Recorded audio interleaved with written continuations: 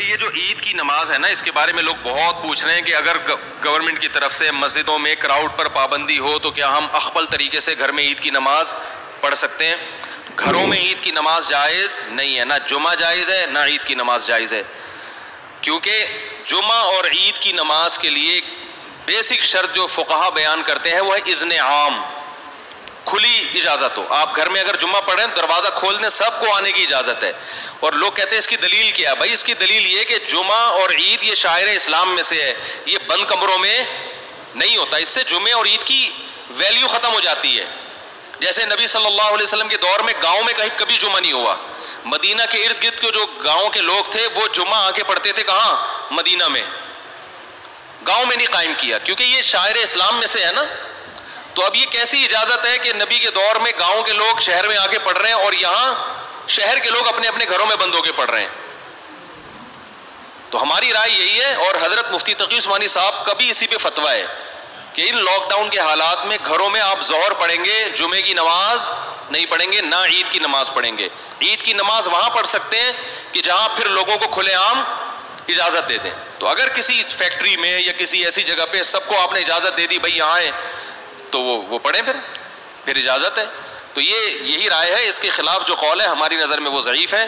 بعض لوگوں نے کہا کہ کسی عذر سے اگر لوگوں کو روک دیں تو پھر مجبوری ہے، ابھی ہم جو گھر کا دروازہ بند کر رہے ہیں وہ تو عذر سے۔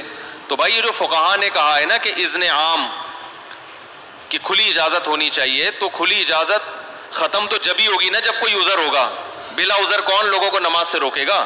تو فقہا کا مطلب یہی ہے کہ عذر ہو یا نہ ہو آپ نے لوگوں کو اجازت دینی ہے، یہ جمعے اور عیدین کی شرائط میں سے ہے۔ تو مسلم ملک کنٹری ہو یا غیر مسلم کنٹری، وہاں پر اس بات کا اہتمام کریں کہ عید کی اگر آپ کو اجازت ملتی ہے تو پھر تو ٹھیک ہے، نہیں ملتی تو گھروں میں پھر عید کی نماز نہیں ہوگی، نہ خطبہ ہوگا، اپنے کوئی نوافل پڑھنا چاہے تو پڑھ سکتا ہے، وہ عید نہیں کہلائے گا۔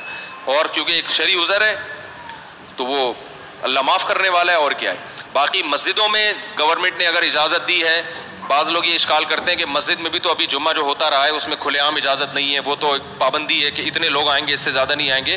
تو کیونکہ گورنمنٹ کا جب کوئی حکم آتا ہے نا تو شریعت پھر یہ کہتی ہے کہ جو اجتہادی اختلافات ہوتے ہیں حکومت کے آرڈر کے آگے وہ منسوخ ہو جاتے ہیں، یعنی منسوخ کی طرح ہو جاتے ہیں۔ منسوخ تو نہیں کہہ سکتے یہاں پہ، یعنی وہ کالعدم ہوتے ہیں۔ تو گورنمنٹ نے چونکہ مسجد میں نماز پڑھنے کی اجازت دی ہے، تو اگر اس میں اذن عام نہ بھی ہو تو حکومت کی پرمیشن کی وجہ سے وہ کیا ہو جائے گی؟ جائز ہو جائے گی۔ اس پہ تمام فقہا کا اتفاق ہے کہ اس طرح کی جتنی بھی شرطیں ہوتی ہیں وہ حکومت کے فیصلے کی وجہ سے کیا ہو جاتی ہیں؟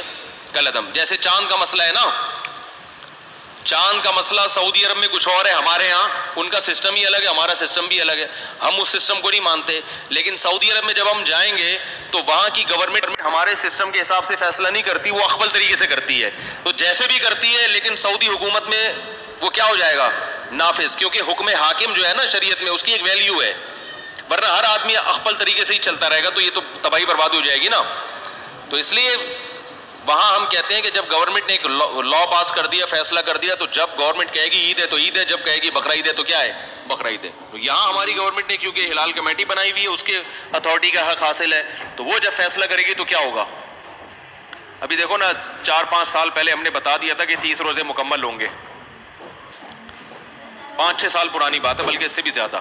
فلکیات والے کہہ رہے تھے چاند کہیں بھی نظر